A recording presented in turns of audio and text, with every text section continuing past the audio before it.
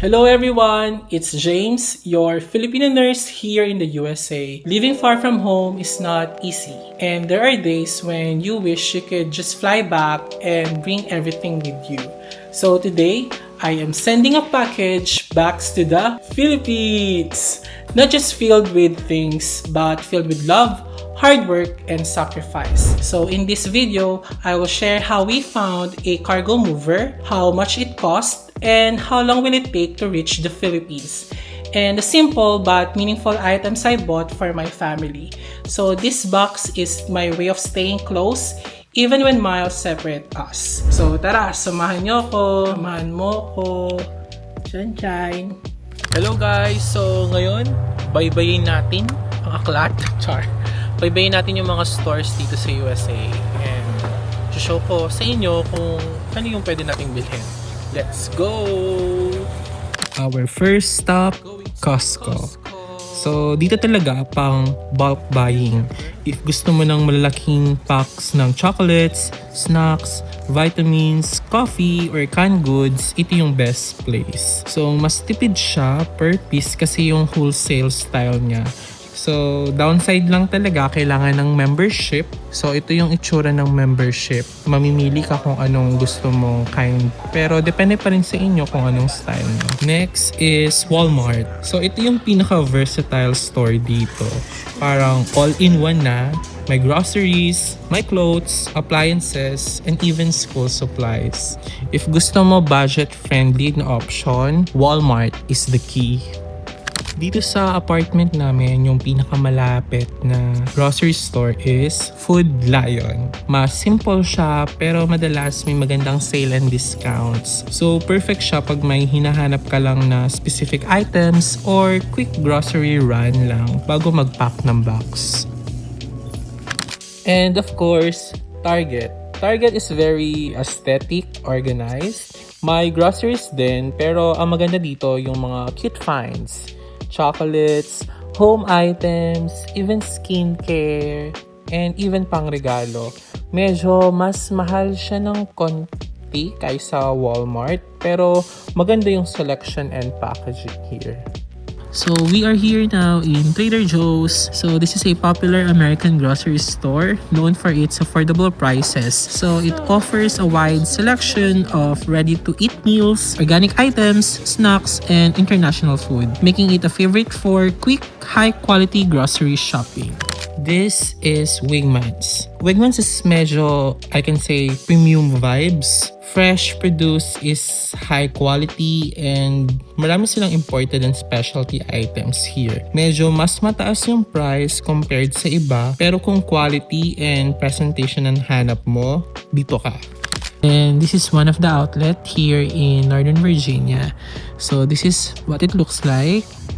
Just to check some items that we can give as a gift to our parents, siblings in the Philippines. So, ayun guys, dito umikot yung balikbayan box journey namin from Virginia. Lahat ng yan galing sa work hard dito sa abroad. So, let's do the packing. So, ayan guys, hinati-hati ko na sila para mas makita ninyo clearly kung ano yung mga pinamili ko dito sa Virginia for our balikbayan box sa puntang Philippines. Here's the chocolates and sweets. So, ito talaga for my nephews sa mga anak ni ate. And syempre, may extra pambigay sa mga family and close friends. Alam nyo naman, pag may balikbayan box, automatic may nakaabang na pasalubong po, pati sa mga doctors ni mama, i-share din natin. So, konting appreciation lang. And we have here the cookies and snacks for baon ng mga bata. Alam ko, tuwan-tuwa sila pag may mga imported na snacks, konting chips, konting sweets, simple joy, pero big smile.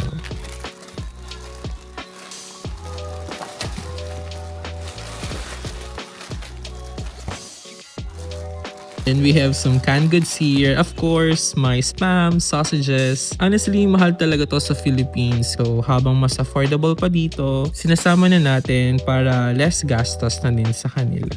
We have here coffee and chocolate drinks. Coffee for the senior citizens, for the parents, pang umaga, pang kwentuhan, then chocolate drinks for the kids, pang energy before school. So simple lang pero alam mo magagamit talaga araw-araw. Well, I just included the Kirkland condiments just to show them what it looks like here. Parang share mo lang yung experience mo abroad through food. And of course, the toiletries. So, syempre, alam mo, tropical country in the Philippines. So, lotion, shampoo, soaps, toothpaste, and brushes para kahit papano, mabawasan yung bilihin nila. Kasi sobrang pricey na talaga sa Philippines. And then we have here the vitamins for everyday health. Prevention is better than cure. So, mas okay na may extra support lalo na for seniors.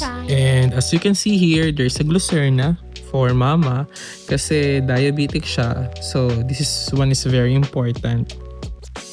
Then we bought some items like body mist from Bath and Body Works and Victoria's Secret. So naka-sale kasi, so perfect pang gift din to. And minsan hindi naman kailangan mahal, basta thoughtful and mabango, happy na sila. So yeah, it's a good deal. And of course, the trending Trader Joe's tote bag. So parang binili ko siya nung December pa. And alam ko yung iba nag-hoard para ibenta ng mas mahal sa Philippines. Pero personally, I don't like that idea. For me, this is a good and practical gift. Pwedeng grocery bag. Pwede din siyang outdoor bag. Durable siya and made in the USA talaga. So, here's to share how to close the box. Ganito daw yung way. Sundin natin. So, ayan guys. Balikbayan box is not just about how much you send. It's about the thought, the love, and the sacrifice behind every item.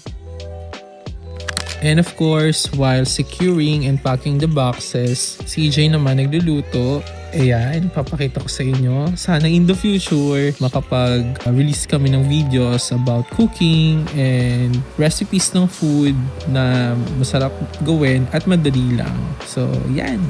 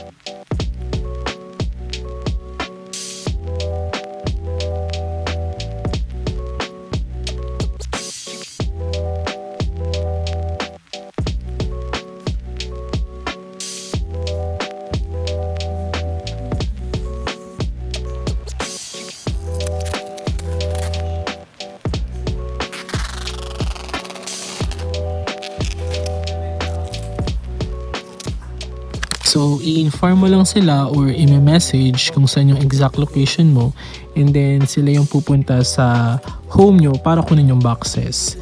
So, meron kaming 4 boxes, tig 2 each kami ni EJ. So, less hassle talaga siya kasi hindi mapapagod sa pagbubuhat kasi meron silang mga ways on how to secure it. And yun, sabi nga ni Kuya, 2 to 3 months yung dating ng boxes from here in the USA to the Philippines. Here you go!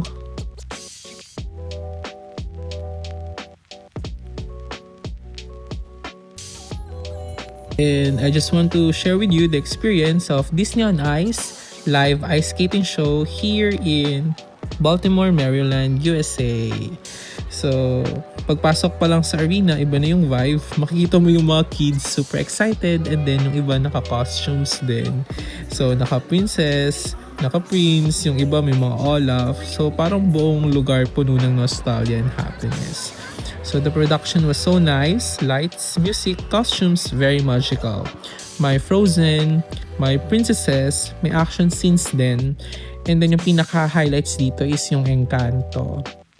Hindi lang siya for kids ha, even adults ma-amaze ka sa performance nila. So honestly, habang nanonood kami, parang naalala ko yung childhood days natin sa Philippines. Watching Disney movies sa TV, nangarap lang makita sila in real life, and now experiencing this here in the US. It's one of those small blessings na mapapasabi ka na, Lord, thank you. Although we experienced naman the Disney in Florida, so this one it's kind of different because it's chilly and it's ice skating. They're all very talented. So if you're living here in the US, I highly recommended adding this to your bucket list, especially if my kids kayo or even if you're just young at heart. And for our family and friends back home in the Philippines, sharing this moment with you virtually makes even more special.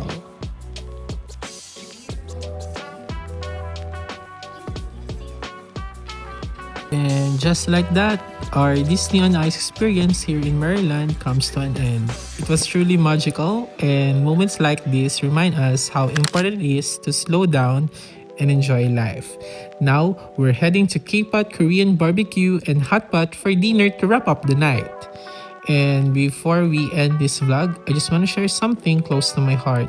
The Balikbayan box we send to the Philippines, no matter how far we are, being able to give back to our family is something I will always be grateful for. Especially in times like this, with everything happening around the world, let's take a moment to pray for every country affected, especially in the Middle East. So let's stay hopeful, let's stay positive, and believe that everything will be okay soon. Blessings we cherish, and life we continue to embrace. Thank you so much for watching. See you in the next vlog.